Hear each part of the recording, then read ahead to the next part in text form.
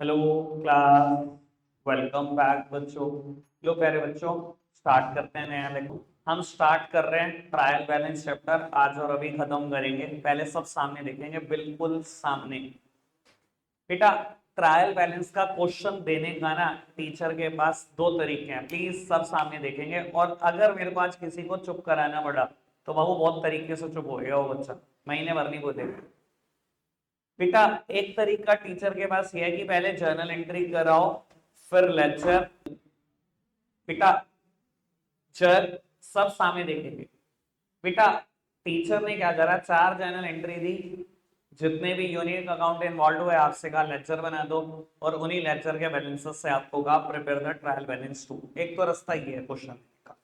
अब वो स्कूल्स जहां पर ये चैप्टर ही नहीं है, तो वो तो फिर सीधा ट्रायल बैलेंस तो देने से रहे। ये तो नहीं कह सकते जर्नल एंट्री बनाओ और उसके बाद ट्रायल बैलेंस प्रिपेयर कर दो। जब तक लेक्चर नहीं आएगा, बैलेंसेस नहीं निकालोगे, तो कैसे बनेगा ट्रायल बैलेंस।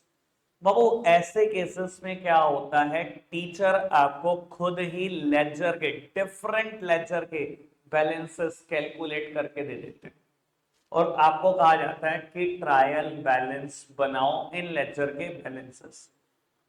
अब बाबू, मुझे क्या करना है। सर, आपको फॉर्मेट पता है, तीन कॉलम का फॉर्मेट है, name of account, amount debit और अमाउंट क्रेडिट। मुझे बेटा बस यही डिसाइड करना है इस पूरे चैप्टर में, कौन सी अमाउंट को मैं डेबिट साइड लिखूं, कौन सी अमाउंट को मैं क्रेडिट साइड लिखूं। अगर मुझे ये आता है तो मैं ट्रायल का मास्टर। और ये बताने के लिए कि किसको डेबिट और क्रेडिट हमें लिखना है, मैं अगेन आपको याद कराने जा रहा हूं मॉडर्न अप्रोच। बेटा, मॉडर्न अप्रोच में एक छोटी सी बात थी, क्लियर इज द शॉर्टकट। यही शॉर्टकट था, क्लियर।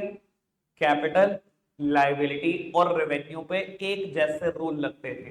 बेटा, ये हमेशा क्रेडिट होते हैं, और एक्सपेंसेस और एसेट्स पे एक जैसे रूल लगते थे, ये हमेशा डेबिट होते हैं। ध्यान रख लेना, पूरा ट्रायल बैलेंस इन पांच चीजों पे चलेगा।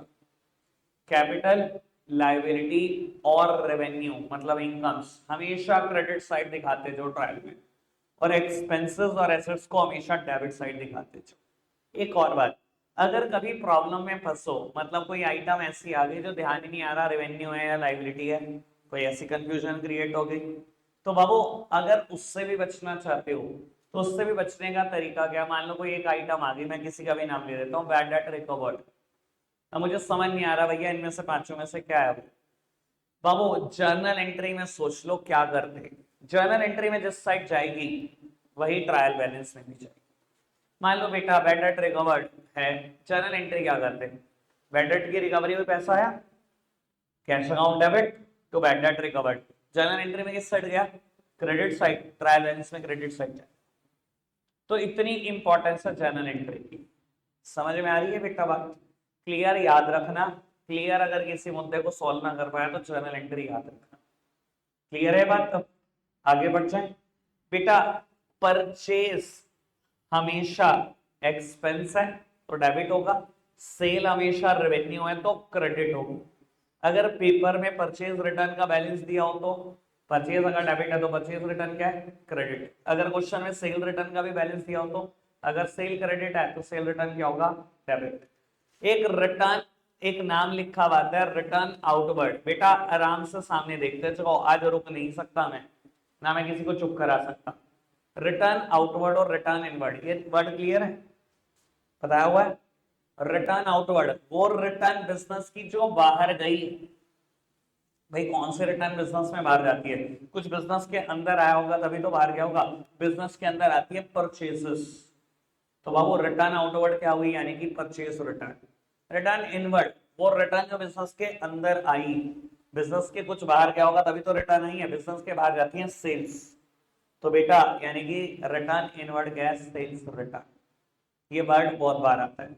एक वर्ड आता है कैरेज इनवर्ड, एक वर्ड आता है कैरेज आउटवर्ड। मैंने तब भी बताया था ये।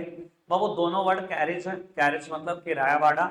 इनवर्ड और आउटवर्ड का क्या मतलब है बेटा, इनवर्ड का मतलब है वो कैरेज जो आपने गुड्स खरीदने के लिए दी, और आउटवर्ड का मतलब है वो कैरेज जो बाबू सेल्स करने के लिए दी। Carriage related to purchase is known as carriage inward. Carriage related to sales is known as carriage outward. बाबू दोनों ही खर्चे हैं आपके, दोनों ही डेबिट होंगे। कैसे खर्चे मैं थोड़ा सा आइडिया दे देता हूँ फटाफट से। आप दिल्ली से गुड्स खरीद कर लाए रेलवे के थ्रू, बेटा रेलवे ने आपसे भाड़ा मांगा 500 रुपये, आपने भाड़ा दे दिया, बेटा this is carriage and goods खरीदने का खर्चा है और ये किराया भाड़ा दे रहे हो 500 रुपये रेलवे, ठीक है। दुकान चलाते हो नेहरू मार्केट, आपके पास एक कस्टमर आता है फ्रॉम लिंक रोड, सामान निकालता है और कहता है कि दुकान पर भिजवा दोगे क्या। बाबू आपने देखा कि लगभग सामान जो इसने निकाला 50,000 का निकाला है, मैंने 10% कमाया भी भाई, 5,000 कमाया भी भाई इससे, अगर 20 रुपए रिक्शा के लगे तो क्या, आपने कहा हाँ बिल्कुल दुकान में पहुंचो अभी भिजवा रहा हूं मैं, आपने रिक्शा पे सामान लोड करा भिजवा दिया, ये रिक्शा वाले को 20 रुपए आपने अपनी जेब से दिए, ये क्या है, कैरेज आउटवर्ड, किराया भाड़ा ही है, पर बाबू गुड्स बेचने का किराया भाड़ा है, दोनों ही आपके खर्चे हैं, 500 रुपए भी आपने खर्चे, 20 भी आपने खर्चे, क्या होंगे दोनों, डेबिट ही होंगे, खर्चे डेबिट ही होते हैं जर्नल एंट्री में, क्लियर के हिसाब से भी डेबिट होंगे, खर्चे जर्नल एंट्री में भी डेबिट होते हैं, तो यहाँ भी डेबिट ही रहेंगे, कोई दिक्कत तो नहीं। अब आप विदाउट अ फर्दर डिले में एक इलस्ट्रेशन स्टार्ट कर रहा हूं, इलस्ट्रेशन नंबर 2, सब सामने देख रहे हैं बेटा फटाफट से, कहता है prepare a trial balance from the following balances of Shri Keshav Chand Gopal Chand as at 31st of March 18, trial balance बनाना है, किसी की बुक्स में बताना है, एक पर्टिकुलर डेट पर बनाना है, मुझे बहुत सारे नेम ऑफ अकाउंट गिवन है, बहुत सारे, ठीक है जी। तो बाबू सर मैं बनाना शुरू करता हूं, एक बार आप सामने देखते रहेंगे, इलस्ट्रेशन 2 बिल्कुल सामने ही देखते रहेंगे, कुछ बातें नहीं आएंगी वो आपके लिए समझने का मुद्दा है। बेटा फॉर्मेट बिल्कुल क्लियर है, अमाउंट डेबिट अमाउंट क्रेडिट, दोनों कॉलम लगभग एक जैसी लेंथ के, पहला कॉलम सबसे बड़ा नेम ऑफ अकाउंट, ऊपर क्या लिखोगे, trial balance in the books of Shri Keshav Chand Gopal Chand as at 31st of March 18, ठीक है जी। ट्रायल बैलेंस हमेशा फाइनेंशियल ईयर के आखिरी दिन मिलता है। बेटा अब मैं क्या करूंगा, मैं ना नेम ऑफ अकाउंट नहीं लिखूंगा, आपको क्या करना है, ये जितने नेम ऑफ अकाउंट दिए हुए हैं सब लिखते जाना है, बस जिसकी अमाउंट डेबिट में है वो डेबिट भी लिखना है और क्रेडिट में है क्रेडिट है, मैं सिर्फ अमाउंट अमाउंट लिखूंगा ताकि आज हम चैप्टर खत्म कर पाए।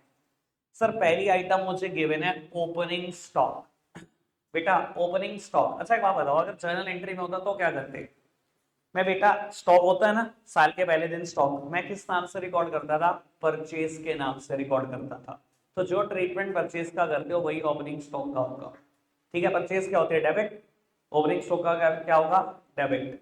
बाबू ओपनिंग स्टॉक डेबिट 20,000 से, परचेज डेबिट 85,000 से, परचेज रिटर्न क्रेडिट होगी 5,000 से, परचेज अगर डेबिट है तो परचेज रिटर्न हमेशा क्या होगी, क्रेडिट होगी, इधर देखना, यहाँ लिखोगे ओपनिंग स्टॉक डेबिट में अमाउंट, यहाँ लिखोगे परचेज डेबिट में अमाउंट, यहाँ लिखोगे परचेज रिटर्न क्रेडिट में अमाउंट। अब मैंने नेम ऑफ अकाउंट लिखना छोड़ दिया है, सिर्फ अमाउंट अमाउंट लिखूंगा, तीन बातें क्लियर है, ठीक है। कोशिश करेंगे एक साथ 5-5 6-6 आइटम पढ़ सके, या यहीं सॉल्व कर दो, यहीं सॉल्व कर दो, ये तो पता है ना क्या डेबिट करना है क्रेडिट, बस यहीं डेबिट क्रेडिट लिख दो, माना लिखूं। बाबू सेल्स हमेशा क्रेडिट होती है तो सेल रिटर्न हमेशा क्या होती है, डेबिट होती है। रेंट सैलरी एड तीनों बिजनेस के खर्चे हैं, एक्सपेंसेस हमेशा डेबिट होते हैं। कमीशन रिसीव्ड, अगर कोई भी इनकम रिसीव हो रही है, इनकम ही तो है, क्रेडिट होती है सारी इनकम, जो जर्नल एंट्री में होता है वही यही होना है, कुछ मुश्किल नहीं है। बाबू डिस्काउंट क्रेडिट, ये बड़े काम की बात है, कभी कभी ना कोई खर्चा या इनकम देता है उसके ब्रैकेट में खुद ही लिख देता है डेबिट या क्रेडिट, बाबू इसका मतलब है जो वो लिख रहा है वो वही करवाना चाह रहा है, अगर इसने लिखा डिस्काउंट क्रेडिट तो बेटा डिस्काउंट को क्रेडिट साइड ही लिखना, यानी कि पता है कौन सी डिस्काउंट होगी, डिस्काउंट रिसीव्ड, मिल जाती है डिस्काउंट कई बार, मैंने क्रेडिटर के देने थे 50,000, उसने कहा फुल सेटलमेंट में 48,000 दे दो, क्या एंट्री करी होगी, creditor debit to cash to discount received, discount credit हुई ना, कौन सी होती है डिस्काउंट क्रेडिट, जो डिस्काउंट रिसीव होती है, ठीक है जी। कहां जाएगा, क्रेडिट में ही जाएगा, आपने खुद गया क्रेडिट करो। बाबू furniture asset, machinery asset, debtor asset, सारी एसेट्स क्या होती हैं, डेबिट, कोई दिक्कत तो नहीं, आगे बढ़ सकते हैं।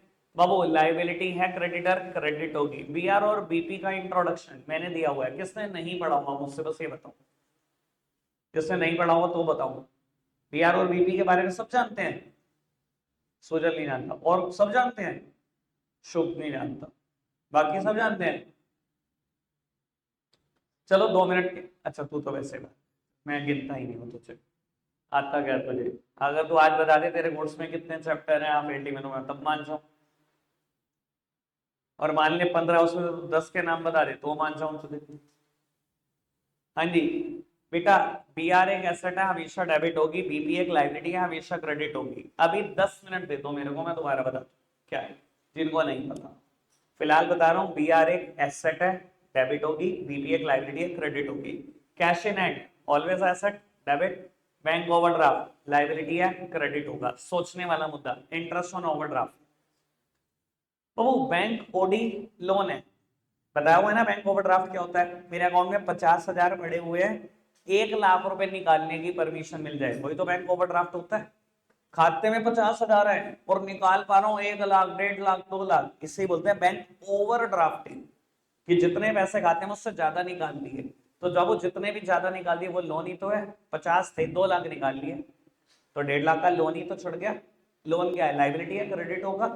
अब वो कहता है इंटरेस्ट दिया ओवरड्राफ्ट पे, मतलब लोन पे ब्याज दी होगी, मिली होगी, ऑब्वियसली ब्याज दी होगी। खर्चा क्या होता है? खर्चों का डेबिट होते हैं, तो बाबू डेबिट है। कैपिटल, क्रेडिट, ड्रॉइंग्स अगर कैपिटल क्रेडिट होती है जिंदगी में हमेशा, तो ड्रॉइंग्स क्या होती है? डेबिट। जिन्होंने जीएसटी चैप्टर नहीं पढ़ा, मैंने पहले ही बोल चुका हूं, रिवाइज नहीं होगा। रिवाइज कब होगा मैं ये भी बता देता हूँ। भैया इतना समय नहीं है, आप समझो मैं अकाउंट्स का 100% सिलेबस रिवाइज कराने के मूड में, पर जीएसटी का समय नहीं बचेगा। जिस दिन पेपर होगा उस दिन 3-3.5 घंटे का एक ही बैच चलेगा अकाउंट्स का। जिस भी स्कूल का सबसे पहले पेपर होगा उस दिन जीएसटी होगा। ठीक है जी, फिलहाल बता देता हूँ, इनपुट जीएसटी हमेशा एसेट है। जिस भी जीएसटी के सामने इनपुट लगा मिल जाए एसेट है। एसेट हमेशा डेबिट होती है, और जिसके भी सामने आउटपुट लिखा मिल जाए वो लाइबिलिटी है, और लाइबिलिटी हमेशा क्रेडिट होती है। ठीक है जी, जिनको पता उनको पता ही है, जिनको नहीं पता भैया मैं जीएसटी करा, मैंने ये भी बता दिया कब करा दूंगा। एक ही बैच चलेगा, जिस दिन चलेगा 3 से 3.5 घंटे का, एक ही दिन में निपटा दूंगा सर। कोई दिक्कत कोई परेशानी तो नहीं? बात बिल्कुल ओके, आगे बढ़ सकते हैं। चलो जी बाबू, इलस्ट्रेशन नंबर 3 शुरू करेंगे। आप बेटा सिर्फ अमाउंट डेबिट या क्रेडिट लिखेंगे। ठीक है जी, पर्टिकुलर नेम ऑफ अकाउंट नहीं लिखेंगे। ठीक है जी, किसी का नाम लिखने की जरूरत नहीं है आपको, सिर्फ डेबिट में अमाउंट लिखो या क्रेडिट में अमाउंट लिखो, सोच समझ कर। एक चीज और बता देता हूं, इस पूरी लाइन में प्रॉब्लम नहीं आनी चाहिए, मैं सब कुछ ऑलरेडी डिस्कस कर रहा हूं। इस लाइन में प्रॉब्लम आएंगी 2 या 3 प्रॉब्लम आएंगी। ठीक है जी, आप करना शुरू कर दो फटाफट से, स्पीड बढ़ाकर। बस बिल्कुल सामने, debit, debit, credit, debit, debit, दोनों ही खर्चे हैं। अभी समझा था। रिटर्न इनवर्ड, वो रिटर्न जो बिजनेस के अंदर आई, बाहर कुछ गया होगा तभी तो रिटर्न अंदर आई, बाहर आती है सेल्स, तो ये है सेल रिटर्न। सेल्स क्रेडिट तो सेल रिटर्न डेबिट। ये परचेज रिटर्न है, परचेज डेबिट तो purchase return credit. Debit, credit, debit, debit, debit, debit. कोई दिक्कत कोई परेशानी तो नहीं? अभी तक सारी बात समझ में आई? इन्वेस्टमेंट एसेट है, डेबिट होती है। इधर देखो, बस यार तुम नीचे क्या कर रहे हो, छोड़ दो, गलत भी किया होगा तो। इंटरेस्ट ऑन इन्वेस्टमेंट, भैया अगर मैंने कहीं इन्वेस्ट कर रखा था, वहां से इंटरेस्ट आ रहा है, इनकम या खर्चा? इनकम क्या होती है दुनिया में? इनकम का क्रेडिट। ये गलत किया होगा नए बच्चों ने, हो सकता है। सही क्या सुजल? बिल्कुल ठीक किया। अच्छा ठीक बाबू, डेबिट, डेबिट, डेबिट खर्चा है, डेबिट। इनकम क्रेडिट, लोन लिया हुआ है लाइबिलिटी है, क्रेडिट। इंटरेस्ट ऑन अबव, भैया लोन लिया हुआ था, कहता है इंटरेस्ट ऑन अबव, यानी कि इसके ऊपर, इस लोन के ऊपर ब्याज दी, खर्चा है ना? क्या होता है खर्चे का? डेबिट। कोई दिक्कत तो नहीं? कैपिटल, क्रेडिट, प्रोप्राइटर्स विड्रॉल मतलब drawings, debit, asset, debit, asset, debit, ये कहीं नहीं जाएगा। सबने कहीं ना कहीं दिखा दिया होगा, किसने कहीं नहीं दिखाया? अब बड़े सोजल ने भी हाथ उठा लिया, तो कह रहा पता नहीं था इसलिए कहीं नहीं दिखाया, इसलिए बाय डिफॉल्ट ठीक हो गया। हाँ वही, आज आधे तो मुझसे नहीं, तो ठीक हो गया। बाबू, इनपुट एसेट है, डेबिट, आउटपुट लाइबिलिटी है, क्रेडिट। ये क्लोजिंग स्टॉक कहीं क्यों नहीं गया, ये समझ में आ रहा है? क्लोजिंग स्टॉक है, stock on 31 March financial year के आखिरी दिन का स्टॉक है। क्यों कहीं नहीं गया समझाता हूं। फटाफट से सामने देखेंगे बेटा, ज्यादा टाइम नहीं है। साल शुरू हुआ, आयुष साल शुरू हुआ, मेरे पास 100 कंप्यूटर थे, सब सामने देख रहे हैं। पूरे साल भर में मैंने परचेज कर लिए 200 कंप्यूटर। मुझे बताना मेरे पास स्टॉक कितना कंप्यूटर का? 300। साल शुरू हुआ 100 बड़े थे, पूरे साल भर में कितने खरीद लिए? 200। कितने? 300 है बेटा। साल भर में मैंने 250 कंप्यूटर बेच दिए, मेरे पास कितने बचे? कैसे डिसाइड करा? Opening stock plus purchases minus sales, it is a closing stock. अच्छा एक बात बताओ, अगर मैं ट्रायल में या अपने अकाउंट्स में कहीं पर भी ओपनिंग स्टॉक भी दिखा देता हूं, परचेस भी दिखा देता हूं और सेल्स भी दिखा देता हूं, इनको दिखाने का क्या मतलब है? It automatically recorded the closing stock. पहली बात तो मैं अमाउंट में दिखाता हूं, मान लो मैं अमाउंट में नहीं क्वांटिटी में दिखा रहा हूं। 100 कंप्यूटर थे, 200 और खरीद लिए, 250 चले गए, ऑटोमेटिकली पता नहीं लग रहा 50 बच रहे हैं। अगर इन तीनों को रिकॉर्ड कर दिया तो क्लोजिंग स्टॉक ऑटोमेटिकली रिकॉर्ड होता है। और क्वेश्चन ने जानबूझ के क्लोजिंग स्टॉक और दे रखा है, तो दोबारा रिकॉर्ड करोगे। समझ में आ रही है बात? ओपनिंग स्टॉक, परचेज और सेल को रिकॉर्ड करने का मतलब होता है it automatically recorded the closing stock. दोबारा थोड़ी रिकॉर्ड करेंगे, वो परेशान करने के लिए दे रहा है। लॉजिक क्लियर है? धन्यवाद, बहुत बहुत क्लियर है। तो लॉजिक आगे बढ़ रहे हैं, इलस्ट्रेशन नंबर 4। सर बहुत ज्यादा टाइम नहीं है, 2 मिनट स्टार्ट होते हैं अब। डेबिट या क्रेडिट कर दो बाबू। Purchase debit, opening stock debit, credit debit, sundry expenses. Sundry का क्या मतलब है बाबू? बहुत सारे एक्सपेंसेस को मिलाकर हमने वर्ड लगा दिया सन्ड्री। तो क्या फर्क पड़ गया? है तो खर्च ही। इधर देखो, लीज होल्ड प्रेमाइसेस और फ्री होल्ड प्रेमाइसेस। अभी बता नहीं सकता, ये बता सकता हूँ। प्रेमाइसेस है तो बाबू बिल्डिंग है, एसेट है, डेबिट हो गई। लीज होल्ड और फ्री होल्ड का क्या मतलब होता है? लीज वर्ड समझाने के लिए मुझे पौना घंटा चाहिए। मैंने पिछली बार भी मना कर दिया था कि मैं अभी नहीं समझा रहा, समय लगाऊंगा किसी दिन तब समझाऊंगा लीज का मतलब। ठीक है जी, आगे बढ़ो। रिटर्न इनवर्ट ऑलरेडी समझा चुका हूँ, एसेट है debit, debit repairs to equipment खर्चा डेबिट, डेब खर्चा डेबिट। आगे बढ़ो जी। Drawings debit, sundry debtor again. Sir sundry का क्या मतलब है? बहुत सारे डेटर को मिलाकर सन्ड्री वर्ड लगा दिया। मान लो बेटा, अगर मैं एक एक का नाम लिखूं फिर तो ट्रायल बैलेंस का पर्पस डिफीट हो जाएगा ना। इधर देखो प्लीज, आप एक कन्फेक्शनरी शॉप चलाते हो, आपको 4 मोहल्ले पड़ते हैं, एक ही दुकान है 4 मोहल्लों की, आपके पास कम से कम 400 लोगों के खाते पड़े हुए होंगे, 400 लोगों को उधार दिया हुआ होगा। आप समझो, मैं सबके नाम लिखूंगा, ट्रायल बैलेंस चला गया 10 पेज तक। यार ट्रायल बैलेंस का पर्पस क्या है? समराइजेशन। ये बात बताई थी ना पहले लेक्चर में, समराइजेशन। ट्रायल बैलेंस किसी भी कंपनी को एक पेज का दिखता है, अगर मैं 400 लोगों के अलग अलग नाम लिखूंगा तो यार ट्रायल बैलेंस ही 10-12 पेज का जा रहा है, फिर समरी कहां दिखी? समरी दिखनी जरूरी ना, इसलिए मैंने 400 लोगों के नाम नहीं लिखे, वर्ड लगाया सन्ड्री डेटर, एक साथ सबका बैलेंस लिख दिया। सेम है sundry creditor. Debtor debit, creditor credit, debit investment asset debit, investment पे रिटर्न आई इनकम है credit, long term borrowing loan लिया हुआ है लॉन्ग टर्म के लिए क्रेडिट, लोन लिया हुआ है यूटीआई बैंक से credit, interest on loan debit. Expense है पैटी कैश अकाउंट।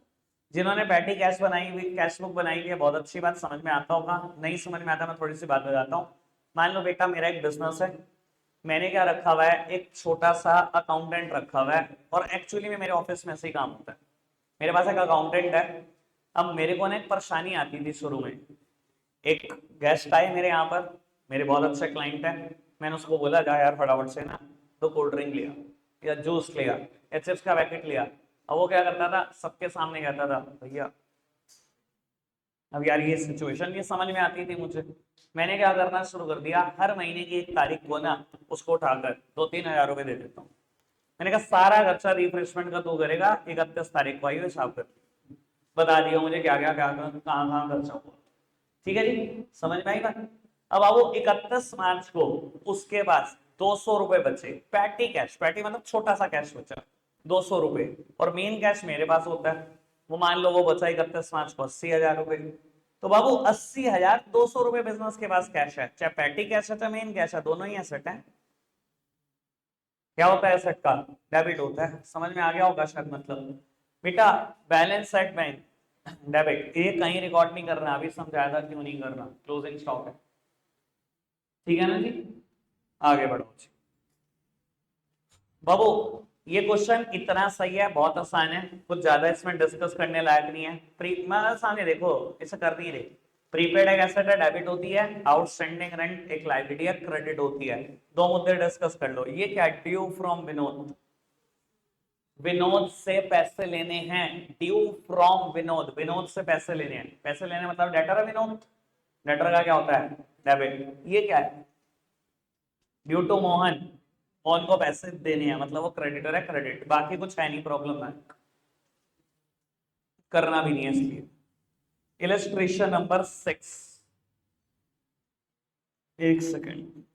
हाँ जी, अरे नहीं नहीं, बस मैं कुछ और देखना चाह रहा था, लेकिन पढ़ना चाह रहा। ये स्टेटमेंट पढ़ो। कहता है the following trial balance has been prepared by an inexperienced accountant. तुम्हारी बात चल रही है। कहता है ये ट्रायल बैलेंस किसी इनएक्सपीरियंस अकाउंटेंट ने बना दिया, रीड्राफ्टेड इन अ करेक्ट फॉर्म। इसे सही कर दो।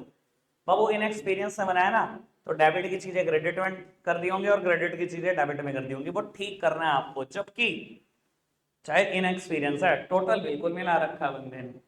ठीक है जी। अब मैं आपको बता देता हूँ, गलतियां बहुत सारी दिख सकती हैं। शुरू की 4 आइटम देखो, चारों डेबिट होनी है। शुरू की 4 के बाद ये दोनों देखो, दोनों कैरेज हैं, दोनों खर्चे हैं, डेबिट होने थे। कैरेज आउटवर्ड कहां दिखा हुआ है, क्रेडिट साइड। ठीक कर लोगे, ये डेबिट में आ जाएगा। आगे बढ़ते हैं, वेजेस और रेंट ठीक दिखाया हुआ है। सन्ड्री क्रेडिटर, क्रेडिट साइड ठीक दिखाया हुआ है। डिस्काउंट अलाउड, क्रेडिट साइड बिल्कुल ठीक दिखाया हुआ है। डिस्काउंट अलाउ करी, बिजनेस का खर्चा, लॉस कहाँ आना चाहिए, ऑन द डेबिट साइड, गलत दिखाया हुआ है। रिटर्न आउटवर्ड गलत दिखाई हुई है, रिटर्न इनवर्ड भी गलत दिखाई हुई है। Capital debit side, credit. Drawings debit side. Bank loan on the debit side, नहीं नहीं भाई, credit side. Interest on loan ठीक। ओपनिंग स्टॉक डेबिट साइड आना चाहिए। सेल्स क्रेडिट में ठीक है। डिस्काउंट रिसीव्ड क्रेडिट साइड आनी चाहिए। ठीक है, हैव डन। इलस्ट्रेशन नंबर 7 अभी नहीं करना, लास्ट में इसके बारे में कुछ बताऊंगा। 8 और 9 आ जाओ, बस दो ही बच्चे, 8 और 9। 7 के बारे में तो एक छोटी सी बात बतानी है। चलो अब सुनना फटाफट से। बेटा आज 31 मार्च मेरे बिजनेस में फाइनेंशियल ईयर का आखिरी दिन चला गया। बेटा सारे साल भर की जर्नल एंट्री हुई, मेरा अकाउंटेंट बिजी हो गया लेजर्स बनाने में। प्लीज सामने देखना, 25 दिन लगाकर उसने सारे लेटर्स पूरे करे और उसके बाद बेटा ट्रायल मिलाना शुरू करा। ट्रायल बैलेंस मीट आउट नहीं हुआ।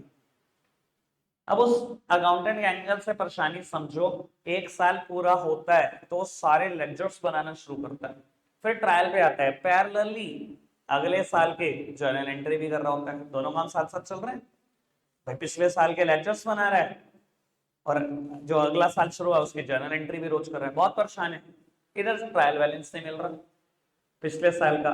पर बाबू गवर्नमेंट की तरफ से एक रिस्ट्रिक्शन होती है कि आपको 31 जुलाई तक इनकम टैक्स रिटर्न फाइल करनी है। अब भाई ट्रायल बैलेंस मिल नहीं रहा, कैसे गवर्नमेंट को बताऊं क्या मेरा प्रॉफिट, क्या दिक्कत आ रही है। बेटा गवर्नमेंट ऑफ इंडिया आपको एक एडवांटेज देती है कि अगर आपके साथ ऐसी सिचुएशन है तो आप क्या कर सकते हो। बेटा अगर ट्रायल नहीं मीट आउट होए, मान लो इस तरफ का टोटल आ रहा है 190,200 और इस साइड का टोटल आ रहा है 189,200, 1,000 रुपए डेबिट साइड का। सरकार आपको कहती है आप गलती बाद में ढूंढ लेना, यहां पर वर्ड लिखो सस्पेंस अकाउंट और इसको बैलेंस करके दे दो। जब गलती मिल जाएगी तब ठीक कर देना। समझ में आएगा। और अगर यही बात यहाँ रखी होती, ये 190,200 था, 189,200, तो सस्पेंस लिखो, यहाँ 1,000 लिखो, इसे टोटल करके दे। समझ में आई बात। तो बेटा अगर गलती की सिचुएशन है तो आप सस्पेंस से काम चला सकते हो, और जब गलती मिल जाए तो सस्पेंस वर्ड हटाकर एक्चुअल वर्ड लिख सकते हो। समझ में आया क्या है मुद्दा। बाबू ये इलस्ट्रेशन पूरा 8 है। कहता है the following is the trial balance prepared by an inexperienced accountant, redrafted in a correct form, give necessary note. बाबू ये इनएक्सपीरियंस अकाउंटेंट ने बनाया और उठाकर, खैर बैलेंस भी नहीं हुआ इस बार, तो उससे गलती है, यानी कि कहीं ना कहीं दिखाई भी दे रहा है। बाबू इसमें गलतियां बहुत सारी की भी होंगी। डेटर सही दिखाया हुआ है, क्रेडिटर सही दिखाया हुआ है, ये ओपनिंग स्टॉक परचेजेस है ठीक दिखाया हुआ है, परचेज रिटर्न गलत खानी चाहिए on the credit side. Cash in and ठीक, मशीनरी ठीक, गुडविल एसेट है खानी चाहिए डेबिट साइड, गलत। आगे बढ़ो जी, सेल्स क्रेडिट ही होनी चाहिए, तो सेल रिटर्न क्या होनी चाहिए, डेबिट। लोन फ्रॉम नाम लाइबिलिटी है, क्रेडिट आना चाहिए। इंटरेस्ट ठीक, बीआर एक एसेट है, अभी बताऊंगा क्यों, डेबिट साइड। बाबू कैपिटल क्रेडिट ही, life insurance premium it is drawings, drawings debit ही होती है, होने दो। कैरेज ठीक है, एड ठीक है, डिस्काउंट रिसीव, भाई डिस्काउंट रिसीव इनकम है, क्रेडिट होनी चाहिए। इन्वेस्टमेंट एसेट है, डेबिट होनी चाहिए। इंटरेस्ट ऑन इन्वेस्टमेंट क्रेडिट होनी चाहिए, इनकम है, ठीक है। सर जब आप बिल्कुल करेक्ट करोगे तो मिलेगा नहीं ट्रायल, 1,000 रुपए डेबिट साइड में कम आएंगे। आपने नाम लिखा सस्पेंस अकाउंट और इसको मीट आउट कर दिया, ठीक है, कोई दिक्कत तो नहीं, ठीक है। पर बाबू पेपर में जनरली ऐसा नहीं होता कि आपका ट्रायल नहीं मिलता। बच्चों को पता क्या लगता है, सस्पेंस वाला भी तो क्वेश्चन आ सकता है, इनका ट्रायल मिलता नहीं, हर जगह पे सस्पेंस वर्ड लिखते हैं, जी मेरा तो मिल गया। ये पेपर में आती यार नहीं चलेगा, ये एक्चुअल लाइफ के लिए मुझे लगता नहीं पेपर में कोई भी टीचर ऐसा क्वेश्चन देता है जिसमें ट्रायल मिलता नहीं, ठीक है जी। आगे बढ़ाते हैं, illustration number 9। Again inexperience accountant ने बनाया है, आपको रीड्राफ्ट करना है, करेंगे रीड्राफ्ट। अब काम की बात दिखा रहा हूं, इसने सस्पेंस अकाउंट का इस्तेमाल किया, ट्रायल को मिला दिया, ठीक है जी। जब आप सब कुछ ठीक करोगे ना, ट्रायल खुद ब खुद मिल रहा होगा, सस्पेंस वर्ड की जरूरत नहीं पड़ेगी, हटा देना सस्पेंस। ये तो इनएक्सपीरियंस पर्सन है, जो मर्जी जहां मर्जी दिखाया बस सस्पेंस डाल दो जी, मेरा काम तो निपटा। ऐसे निपटाने वाली बात नहीं, समझ में आई बात। बाबू जब हम सब कुछ ठीक करेंगे, देखो मैं सॉल्यूशन दिखा रहा हूं, कहीं पर भी जरूरत नहीं पड़ी सस्पेंस की, कहीं पर भी, क्लियर है बात। तो बाबू आप जरा फटाफट से इसको ठीक करके बता दो, इसमें एक प्रॉब्लम आएगी, मैं पक्का बता रहा हूँ, एक प्रॉब्लम कंफर्म है। जल्दी से डेबिट को डेबिट, क्रेडिट को क्रेडिट कर दो। बाबू इधर देखना, rent of premises sublet to Ghanshyam, बेटा ये ना एक इनकम है, मैंने पिछली बार सब लेटिंग आउट की एक बात बताई थी, इधर देखना जरा प्लीज, सामने देखो। बाबू आपने ना इधर देखो, इधर देखो, आपने एक प्रॉपर्टी रेंट पर ली हुई है, सामने देख ले भाई, आपने ना एक प्रॉपर्टी रेंट पर ली हुई है। मान लो मैं पिछली बार मैंने एग्जांपल दिया था, पिछले ट्यूशन सेंटर में मैंने रेंट पर लिया हुआ था। अब मैं रेंट पे करता हूँ लैंडलॉर्ड को, मेरा एक्सपेंस, लेकिन मैं 3 से 8 ही बढ़ाता था वहाँ, और बाकी दिन वो खाली रहता।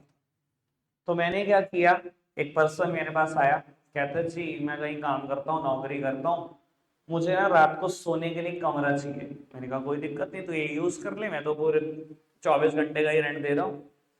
उसने कहा जी ठीक है, लेकिन मैं 9 बजे आया करूँगा, सुबह 6 बजे चला जाऊंगा। मुझे तो, मैंने कहा ये तो बहुत बढ़िया है, मुझे और ज्यादा कन्वीनियंट है। कहता कितना रेंट लोगे, मैंने कहा जो तो अमाउंट बोले। उसने कहा जी मैं 3,000 दे सकता हूँ। मैंने कहा जी डन। बाबू अब एक बात समझो, मेरे को प्रॉपर्टी रेंट पर चल रही है, और मैंने उसको क्या करा, सब लेट आउट कर दिया। लेट आउट मतलब रेंट पर लेना, और सब लेट आउट मतलब रेंट की चीज को फर्दर रेंट पर दे देना। वो वहां से जो मुझे पैसे आ रहे हैं वो मेरी इनकम ही तो है। तो बेटा अगर आपने सब लेट आउट कर रखा है घनश्याम को, तो ये आपकी इनकम है, क्रेडिट ही होगी। क्लियर हो गई बात। आगे बढ़ाते हैं बेटा बात, इलस्ट्रेशन नंबर 7 की चर्चा करते हैं। अब वो सब चर्चा ही करेंगे और छोड़ देंगे, इधर देखेंगे सब। बाबू मुझे ना ट्रायल बैलेंस दिया गया है किसी एक पर्टिकुलर फर्म का, 31/5/20 के दिन कुछ बैलेंसेस हैं और ट्रायल बैलेंस नीट आउट है अच्छे से। कहते हैं following transaction were entered into but were not recorded in books of accounts. कहते हैं ये ट्रांजैक्शन हुई तो थी पर बुक्स ऑफ अकाउंट्स में रिकॉर्ड नहीं रह गई, रह गई तो रह गई। ये 4 ट्रांजैक्शन है, कुछ नहीं, सिंपल जर्नल एंट्री है। आपको क्या करना पड़ेगा, पहले जर्नलाइज करना पड़ेगा। अब देखो जो जो भी अकाउंट आए हैं इन अकाउंट में एडजस्टमेंट करनी पड़ेगी। देखो परचेज कितने रुपए से डेबिट है, 15,000 से। देख लो पुरानी कोई परचेज का बैलेंस था क्या, पुरानी परचेज का बैलेंस था 11,20,000। आप परचेज का अकाउंट बनाओगे दोबारा, परचेज अकाउंट में लिखोगे तो बैलेंस ब्रॉट डाउन 11,20,000 का तो पुराना बैलेंस है। और फिर purchase in on debit side, posting should be done on debit side, सामने वाली साइड का नाम लिखोगे, टू क्रेडिटर 15,000 रुपए, और परचेज का टोटल बैलेंस हो जाएगा 11,35। सेम फिर क्रेडिटर, क्रेडिटर का भी बैलेंस देखो, बैंक, सारे के सारे लेक्चर दोबारा, जो भी जर्नल एंट्री में आए दोबारा ट्राई, अगर मिल जाए तो सब कुछ सही है। 7, बहुत बहुत बढ़िया क्वेश्चन, मतलब वर्ड नहीं है भाई, बट समय बहुत ज्यादा मांगता है, इस वजह से बोर्ड पे आज करानी पड़ी। चैप्टर मेरी तरफ से खत्म हो गया। एक बीआर का मेरा डिस्कशन है, जो 2-3 बच्चों को नहीं पता, यहीं बैठ जाओ, भी समझा देता हूँ। ठीक है जी, रखते आज के लिए इतना ही है प्यारे बच्चों।